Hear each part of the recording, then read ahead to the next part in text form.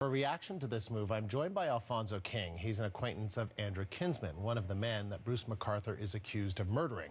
Relations between police and the LGBTQ community have been strained over the force's handling of the case. And Alfonso King is in Toronto. And Alfonso, the Toronto police have now said they're going to withdraw their application to participate in this year's parade. What do you make of that decision? I think that that's a good move. Outside of the fact that of recent events of Saunders accusing the community of not helping in the investigation, I really think that that's probably the best move. If they would like to be in our parade, the first thing they need to do is apologize. They need to apologize to our community, and also. You know, in his letter, he implied that he wanted to see LGBT cops in the parade, you know, to march. But the thing is that for years now, and I've said it before, I feel like they've used the Pride Parade as a photo op to say, oh, how inclusive we are. But where are the LGBT cops? Those are the people who should be speaking, not him. So, you know, I'm glad that he had the wherewithal to withdraw. And so and I know you said this to a producer, you say, you know, it's very different in Toronto in terms of the presence of LGBT cops, police, and in, say, New York City. So why don't you just talk about that?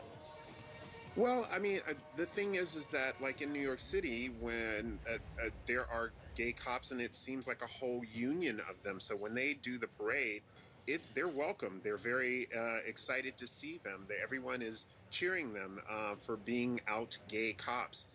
I don't see any out gay cops here. If they are, they're the way the police department seems here is that you're gay, but we don't want you to actually be out. You know, don't talk about it. So those are the people, those are the cops that need to be up front. Those are the ones who need to be speaking about this issue because it affects them on two different levels, because they're part of the community and, you know, they're policemen. So it probably would have been better if one of them had made a statement and came forth and talked about this situation. Not Saunders, because he's not part of the community. And, you know, as I've said before, the police did not send any, I didn't see any extra police out walking Church Street or the Village when people were going missing. It wasn't there. Their presence wasn't there. So for them to think that this was a good idea to put in this application, to me it just seems like they were trying to ignite the argument against Black Lives Matters of marching against them in 2016. And it starts the debate all over again. So we have a more divide going on in the community where white gay men who weren't affected by this before still hate Black Lives Matters for making that protest. But now, all of a sudden, more people are actually seeing things, and unfortunately it's because of Andrew was white, and that's what really sparked them to get up and go do their job. So, you know, and I hate that people had to lose their lives, but now more people are awake or awoken by what the police are doing. So more people are speaking out, and that's the reason I believe that Pride Toronto sent that letter and said, please withdraw.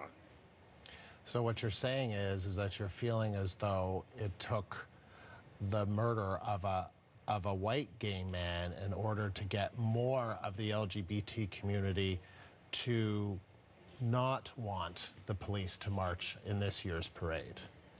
Yeah, you know, the thing is that until something actually affects you personally or knocks at your door, you don't really think about it. And so you know, and I hate that it's a divide like this in the community, but it just shows that there are problems within our community as far as race and as far as, you know, what goes on, especially about pride. So we've been trying to work on fixing that and making it all inclusive. And I understand the argument about we shouldn't be excluding someone or a group.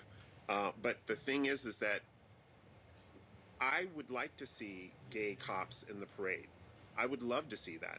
To me, that's just as important. But the thing is that they're not operating like this is a group of our gay cops. They want all of their cops in the parade, so it could be this giant photo op of them, of how inclusive they are and what fun it is that the cops are around. But in actuality, in this situation with these cases of these missing men, they didn't show that same kind of concern.